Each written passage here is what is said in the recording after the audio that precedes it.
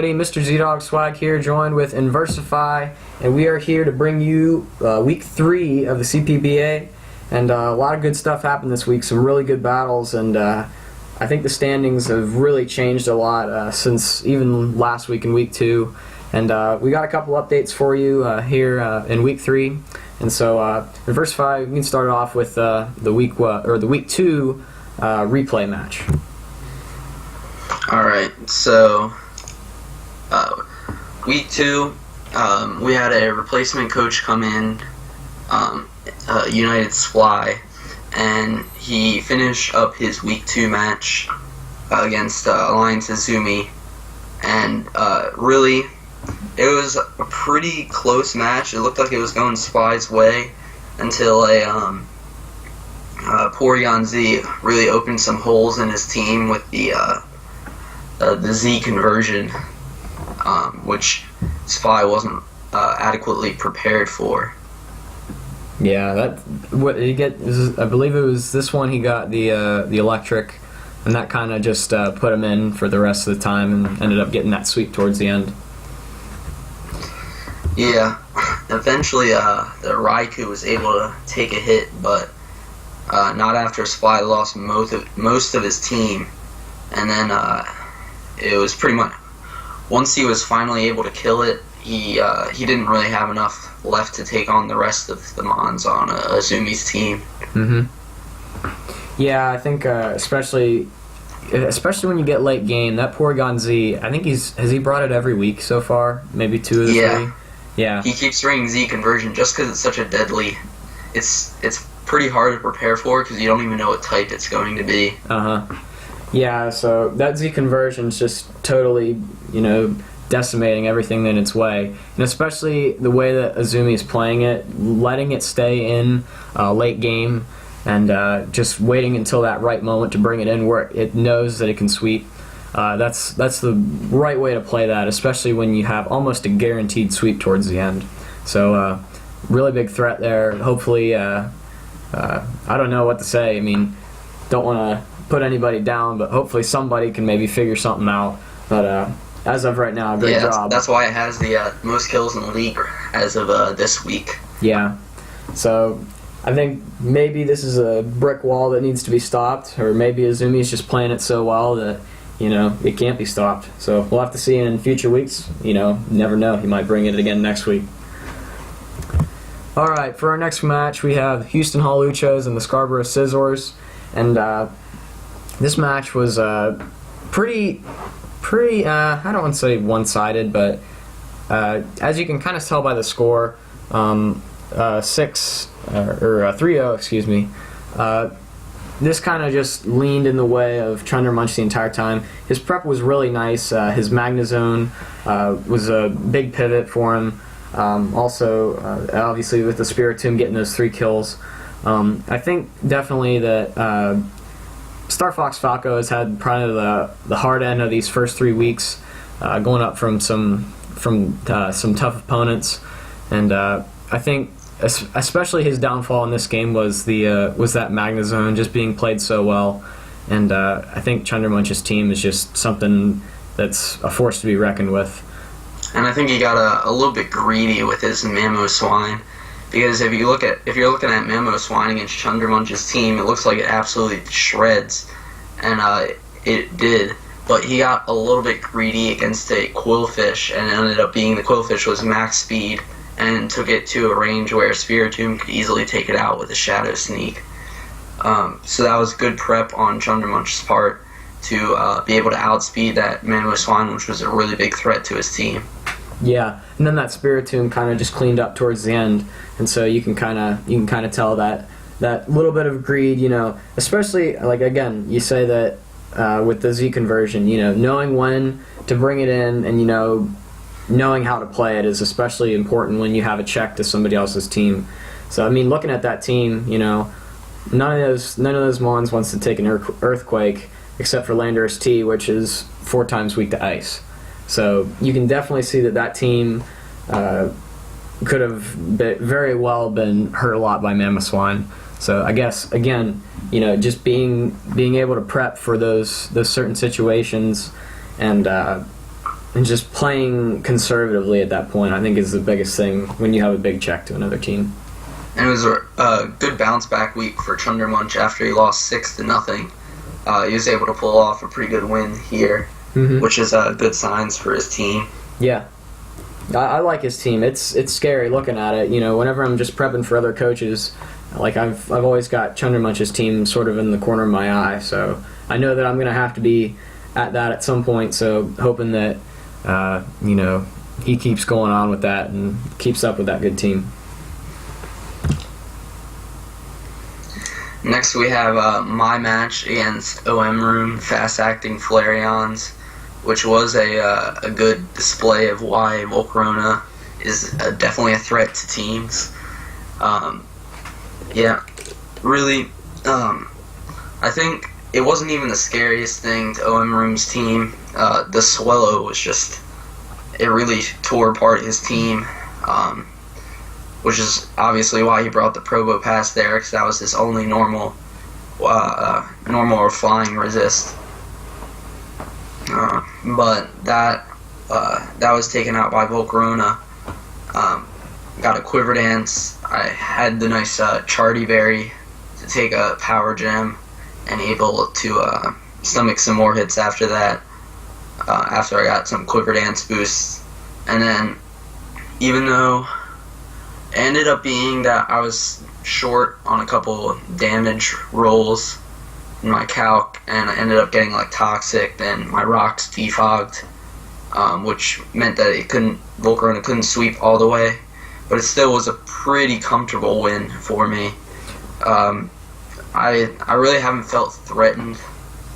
I mean, not to put any of the coaches down, but just in the battles, it really feels like I haven't been in danger of losing like a lot of the other coaches have. Yeah, and even especially watching this game, it just seems every game that you've been in so far just seems like you're in control. You know exactly what's going on. You know what's going to happen. You're prepped for just about anything you can think of. I mean, when I was watching the match, I was kind of like playing some things in my head. You know, what if he would have sacked this off, or what if he would have kept this alive at this point? And I think there was a chance that if OM Room would have played absolutely perfectly and predicted a lot of your moves, that he could have maybe come back from some of the earlier kills that you got. But ultimately, inversify is just in the lead and just always on top of things. So well done. Thank you. Next we got the Portland Poliwrath and the Twin Leaf Torchics, and this game was pretty much Thunderous Eye in my opinion. Looking at that combo with Metagross, I think that was just the biggest thing that kind of got Zach Moreau dwindled down. His team just didn't seem to match up as well against Berklam's team. I think Berklam did a good job preparing for this match. Landorus Eye again and Metagross just kind of took the cake for this one. And Zach Moreau, I do feel pretty bad for him because he is 0-3, bottom of the league in differential. But this week was the third week in a row that he missed a high jump kick from Sarina, and it's rough. Yeah, it is rough. It's really hard because 2 of the weeks he brought Scarf, and it just taking 50% off, not killing something, and then having it kill you. Yeah. It really sucks, especially if it's a threat to your team, like the Metagross was in this case, and like the Rotom Heat was last week. Mm-hmm. I mean, I've fallen victim to a missed high jump kick in this league before, and it never feels good, but not 3 in a row. Yeah, so especially, it's 90% accurate, but in this league it's just seeming like it's 50%. So, I mean, it is rough. I mean, there wasn't too much, in all honesty, that Serena could do against the team. I mean, definitely the Metagross was the big thing, and maybe a little bit of the Rotom Wash, but especially the Metagross, being able to pick that thing off would have been big for the Torchics or whatever. And so, it's rough missing a high jump kick. I mean, I hate it. It's awful. The feeling when you see that move just miss, it's just the worst feeling ever. So, definitely played a big role in this match. And I mean, again, wasn't too much Moreau could have done. The lander aside just kind of wrecks his entire team. Just such a good mon. I was even looking at it, just kind of playing around with some different teams or whatever, and lander aside just totally destroys that team. So I would say Berkelum keeping up the good preps on his part, and Zach Moreau just hoping that he can get out of the hole at some point. Maybe when his luck turns and he can start hitting some high jump kicks. Yeah. I think he might have to send his Sarina to a target practice. I mean, looking at the belly of Poliwrath, kind of looks like a target. All right. Next match. New Zealand Passimian versus the New York Garchomps. 2 winless teams going at it, and a Blue Potato and his Passimian were ultimately successful in large part due to the Latios, which JF, it seems like he under-prepped for it. His best answer was a specially defensive Hawluchas, which was taken out by a Psyshock because of Hawluchas' low defense. So you have to kind of question his prep a little bit. There's not too much that really takes on a Latios. Maybe a Scarf Rotom Frost, but that was taken out early by Haunch Crow, and it wasn't even Scarf. Yeah, definitely. Looking at that, the Latios did do a big number to his team. Maybe even the Jirachi if Shadow Ball wasn't a thing on Latios. But, I mean, ended up, not really mattering. Latios getting those 3 kills, kind of putting it over the top for it. Let's see. Darmanitan got kind of like the last kill or whatever, correct? I believe that was the late. Yeah, so I think good prep on a Blue Potato's part. Definitely the Latios set. I mean, if you make a good Latios set for this match, looking at that, Arcanine Garchomp, Rotom Frost, Hawluchas, especially with the Psyshock, you can do the number to that team, and even just a neutral hit and any Dragon type move, just does a lot to that team. So good prep on a Blue Potato's part, bringing that Latios, and hoping that he can continue that streak, and hoping JF can get out of the hole sometime soon here. Next we got my match. The Carolina Crawdaunts and the Seattle Simipours. Now, I don't really know if I said it in my video or not, but the entire time of this match I was shuddering.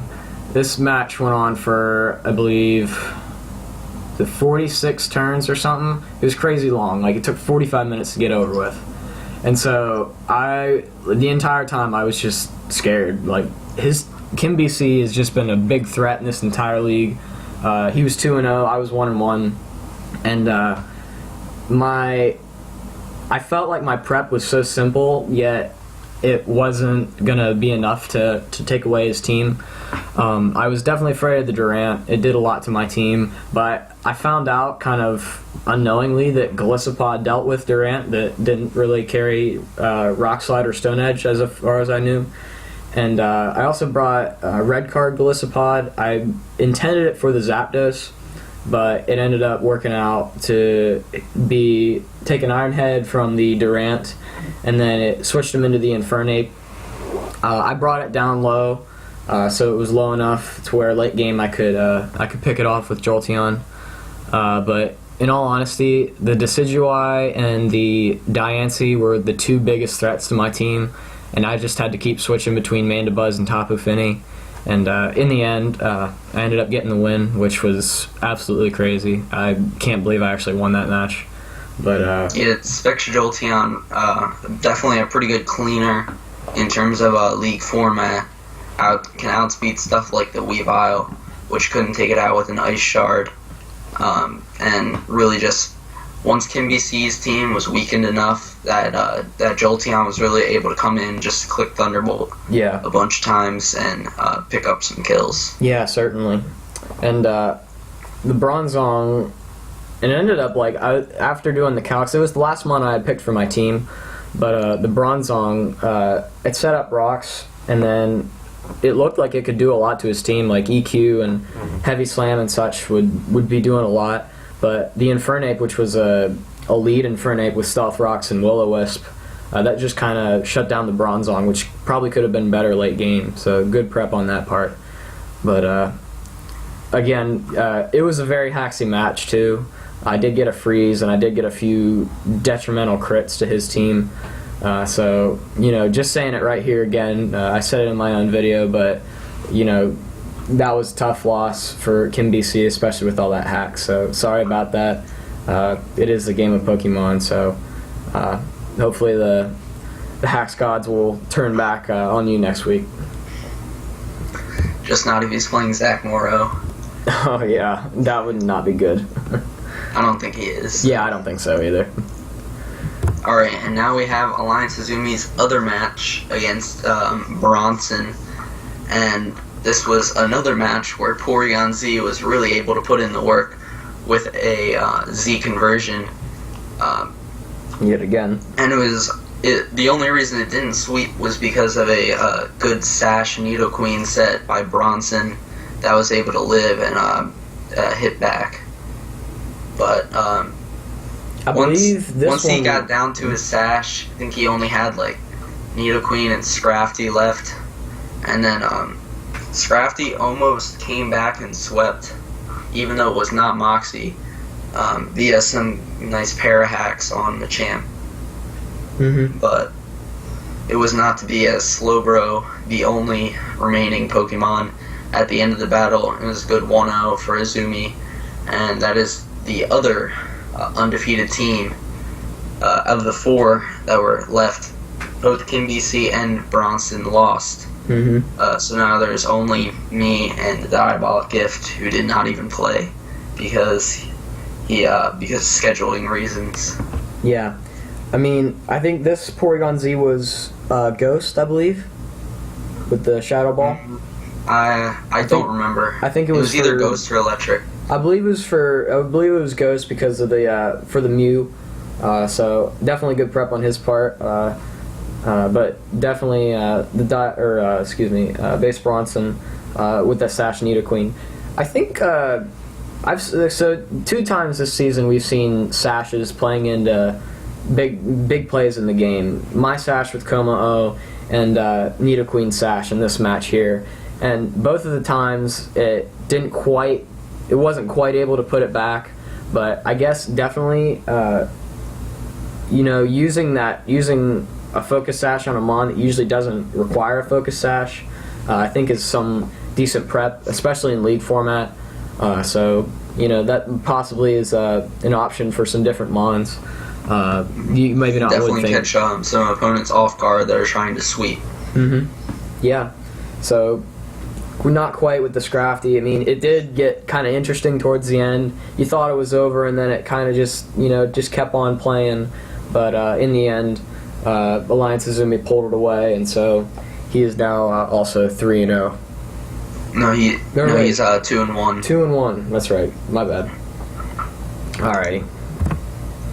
Next, we have the Green Bay Pachirisus versus the Georgia Gorgeists in another pretty close matchup. But really, the MVP of this matchup was Kieran Black, who really just kind of just ran through Apollo's team. He only had to switch it out in the face of a Tapu Lele, which could come in and revenge kill it. But once that was gone, because Necrozma, especially defensive Necrozma, was able to wall that for a while. Really, Kieran Black had a field day against Apollo's team. And I think the Necrozma was just a great check to this team. I mean, the Tapu Lele was poisoned like turn 3 or something, and that just put it on a timer. And after a few switch outs and a couple Moon Blasts, that Tapu Lele was really low. which was just enough to get Max Master the win there. And I think especially like just going through some research on Tapu Lele, like this thing's a threat, especially to any team that you can think of. And looking at Max Master's team, it gets decimated by Moonblast and Psychic from Tapu Lele, but that Necrozma was just enough to wall that thing, especially with the Spadef, and dwindle it down so it could just take it out. And then they had kind of an attempt at a sweep towards the end with the Minior, not quite working out with the Ice Shard on the Sneasel. So good prep on Max Master's part, weighing the odds for the different Mons choices for Apollo. So yeah, I think Minior was kind of like a last-ditch effort, and it had to set up a Shell Smash on a rock type move, and it was able to kill the Necrozma, which used Power Gem, but it was too low to do anything afterwards. I don't believe it gets a priority to take out a Sneasel. Yeah. And then after Minior died, it was pretty much game over for Apollo, barring some like crazy rolls on like multiple Mons. Yeah. But it was pretty much over. Yeah. Tapu Koko getting the final kill or whatever against the Hitmontop, which was Spadef, but couldn't quite pull it back there towards the end. Alright, the last match I believe we have for this week is coached by Mr. Natalie and Imp XVZ. We got this week Mr. Natalie brought the Gramble and the Type Null and the Nihilego, but the Milotic was the star of the show this week, just eating just about everything up. An interesting set that possibly could have been some prep on Imp XVZ's part was a Gracium Z Solar Beam on Heatran. Would you think that would have been half decent against Mr. Natalie's team, especially dealing with that Milotic? Yeah, I think definitely dealing with the Milotic, but it was Mr. Natalie had brought a very fast Milotic. I think he was trying to outspeed stuff like a unboosted Zygarde or Lickin' Rock or Breloom. Just make sure he can outspeed that stuff, and it ended up working out for him. I'm not sure if there was special attack investment, but if there was, I don't think the Gracium Z Heatran would have been able to do much because it might have just died. But yeah, normally if he might have even been Gracium Z Heatran, I'm not sure. Or did we see his item? I'm not sure. I can't remember. But yeah, he might have brought the Gracium Z, who knows. But yeah, the max speed Milotic, usually thought of as a defensive Mon, but he was able to bring it offensively and really surprise XVZ. And it was a good prep on Natalie's part. Yeah, that team for XVZ is pretty slow. So I guess, I believe Milotic's is 81 speed, so not terribly bad. So max speed Milotic definitely could outspeed that team. And so yeah, definitely great prep on Mr. Natalie's part for bringing that Milotic there. Alright, and this last match for week 3, the Swedish Sea Kings and the Manhattan Mimikyu had to be postponed due to some scheduling reasons. Yeah. So just because I think Sply was changing his team a little bit from what my boss had, and he didn't get done until like halfway done the week, and then after that, really they couldn't find a time that worked for both of them. Yeah. So they're going to be it's going to be postponed. Yeah. So that'll probably be played this week along with both of their week 4 matches. So look forward to those battles this week. And I just want to say, rip Hyper Defense. Yeah. I think he kept the Hyper Stall team. Yeah, I think he kept Uxie and Empoleon, which is about it. But other than Quagsire. And Quagsire. So but now he's got some more offensive mons that can actually deal damage and not get stopped entirely by taunt. So we'll see how United Supply does, kind of coming in this league here. So we'll see what he can do in these coming weeks. So you can see the standings here. Miami Heatmors just wrecking shop with their 3-0. The Swedish Sea Kings, as you saw, still 2-0. We'll get their updated stats for the standings next week. Then we got the Nine Tails coming in with the +7, and the Crawdaunts, myself, at +6. Kimby C goes down to +4, and the Pachirisus and Max Master going to +2. Then we got the Hawluchas and the Big Slow and Poliwrath and the Staryus all at 2 and 1. So I mean, even looking at those top standings, you know, it's like almost half the league that's 2 and 1. Yeah, so it's still very close. I mean, obviously there's like some differential differences. Big differential differences was what I was gonna say. I mean, you got the top two, the Philadelphia and Carolina with 7 and 6, and then you got a 2 and 1 team but has a -1 differential. So definitely going to see some separation, I believe, this week, even in those lower differentials for the higher up teams. And then even the lower ranked teams, you see the Gorgeist and the Pissimian are 1 and 2, but they have a 0 differential. So that means that, you know, if they can get up to 2 and 2, then they can probably get in the top half of the leaderboard after this week if they have a decent differential. And then we see towards the bottom, we got the other 1 and 2s, and then we got the Mimikyu, who's transferring into the league, and then the Garchomps and Torchics trying to get their differentials back up with a win. I think a win would be definitely big for both of those teams, so we'll have to see what happens in week 4. And now we have the kills leaders. There were a lot of Pokemon that have 4 kills, and we're trying to do the top 5, but we could not fit everything. So yeah, just know there's a lot of Pokemon with 4 kills. But yeah, the kill leader going from 1 in last video to 8 in this video because it played 2 battles is Porygon Z, the Z conversion threat. Yeah. And then Kartana from your team still with the 7 kills. And then a couple Pokemon that had pretty successful sweeps in previous weeks, such as Volcarona from my team and Cloyster from the fast-acting Flareons. Yeah, I mean, not much has changed. Kartana didn't get a kill this week. It was mostly just to get some damage off. Your Volcarona getting up there with 4 kills, I believe, right? Yeah, and Yeah, ironically, it was Cloyster that killed it. That is and funny. Stopped its sweep with a Focus Sash. That's interesting. Just another time Focus Sash stopped a sweep in this league. Yeah.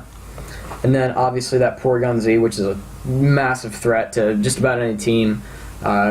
Just with the coverage it has, and then the Z conversion, there's really not much of a way to prep for it. You just got to be ready for it when it comes. So definitely that Porygon Z is a massive threat. So we'll have to see how that plays out in later weeks. And we see there's the differential leaders. Not many of the 11 that have 4 kills actually haven't died. Only 3 of them being Clefairy from my team, Delmise from the Pachirisus, and Spiritomb from the Hawluchas. Yep. And then we have 2 week 3 transactions. Max Master went with the Seismitoad, went away with it, and drafted Mastic Male, I believe it was. And the one with Prankster. Yeah, Prankster Meowstic. So we'll see how that'll play out. The new Gen 7 Prankster... nerf, yeah. Yeah, it can't definitely hit big dark nerf. types. Yeah, dark types are unaffected by any Prankster moves, so if there's any dark type, I don't think he's ever going to bring Meowstic, because it just gets walled. I mean, Psychic, and then the other moves are, you know... I mean, maybe he sets up screens, but really Meowscape can't really do too much against dark types. Yeah, so I don't think we'll be seeing it too much in the future, especially with all the dark types running around, but possibly there might be one week where there might be some crazy prep for it, and we might be able to see that sometime soon. And then Gourgeist go away with Shinchino for the Aggron, as you did see earlier in the video. But I think the Aggron is a decent addition, especially with no Megas.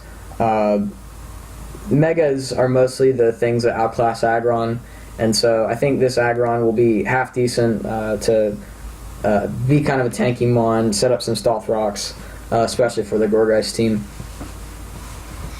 Alright, and here we got the Week 4 schedule with the 3-0 Miami Heatmors playing the 1-2 Scarborough Scissors, the Twin Leaf Torchics and the Flareons, both looking for wins, the Passimian and the Hawluchas, the Pachirisus and the Poliwrath, Garchomp's looking for their first win against you. It's going to be a tough one if they do get it. The Big Slow and the Gourgeist, the Celestials and the Semipores, the Sea Kings and the Ninetails, which should be a really good match, and the Mimikyu and the Staryus. Yeah, so some pretty tight matches here in Week 4 coming up here, especially those last two battles. I think, especially the Sea Kings battle, that'll be a top tier, top of the standings battle that will probably define the earlier part of the season. So we'll see how that plays out. And also the Sea Kings and the Mimikyu going to be having their makeup match this week, most likely. So we'll get you filled in on that one as well. Alrighty, well, I guess we'll sign off here. I'm Mr. Z-Dog Swag, joined with Inversify, and that is your Week 3 recap of the CPBA. Thanks for joining us, and we'll see you all next time.